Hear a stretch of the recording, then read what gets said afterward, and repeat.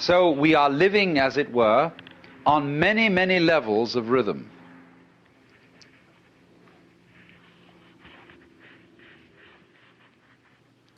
This is the nature of change. If you resist it, you have dukkha, you have frustration and suffering.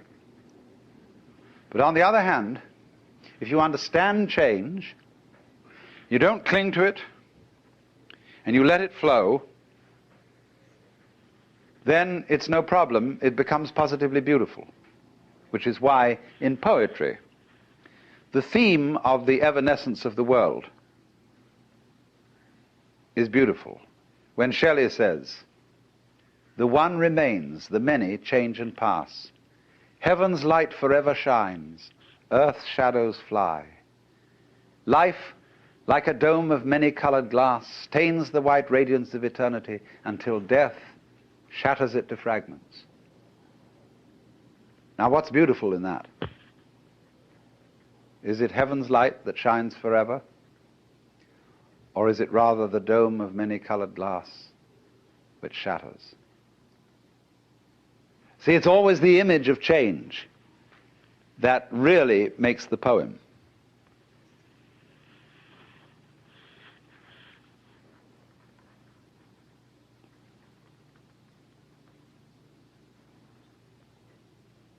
Tomorrow and tomorrow and tomorrow creeps on life's petty pace from day to day. Somehow, you know, the poet has got the intuition. The fact that things are always running out, that things are always disappearing, has some hidden marvel in it. The Japanese have a word, yugen, Y-U-G-E-N, which has no English equivalent whatsoever. And yugen is, in a way, digging change. It's described poetically. You have the feeling of yugen when you see out in the distant water some ships hidden behind a far-off island. You have the feeling of yugen when you watch wild geese suddenly seen and then lost in the clouds. You have the feeling of yugen when you look across Mount Tamalpais and you've never been to the other side and you see the sky beyond. You don't go over there to look and see what's on the other side. That wouldn't be yugen. You let the other side be the other side. And it evokes something in your imagination, but you don't attempt to define it, to pin it down. Yugen. So in the same way, the coming and going of things in the world is marvelous. They go. Where do they go? Don't answer, because that would spoil the mystery. They vanish into the mystery. But if you try to pursue them, you've destroyed yugen.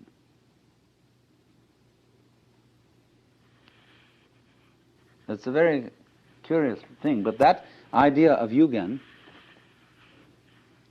which in Chinese characters means, as it were, a kind of the deep mystery of the valley. There's a poem in Chinese which says, "The wind drops, but the petals keep falling.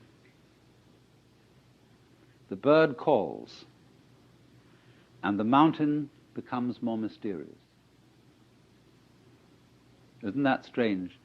There's no wind anymore, and yet petals are dropping. And a bird in the canyon cries. And that one sound in the mountains brings out the silence with a wallop.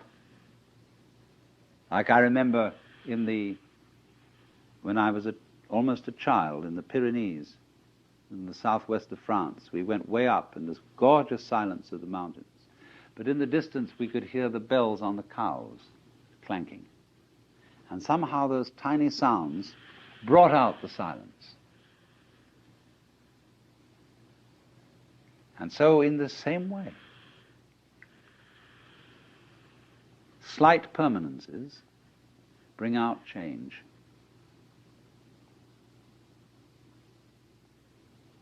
And they give you this very strange sense.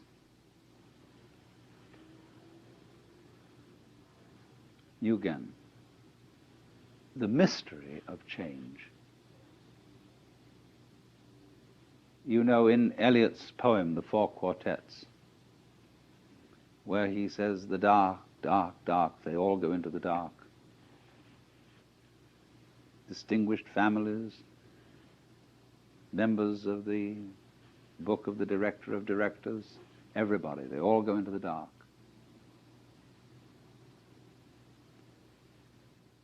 Life is life, you see, just because it's always disappearing. Supposing suddenly, by some kind of diabolical magic, I could say zit, and every one of you would stay the same age forever. You'd be like Madame Tussauds waxworks.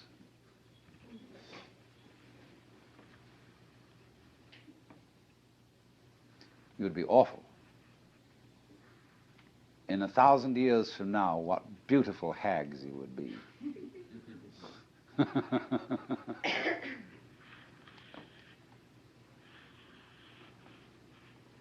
So,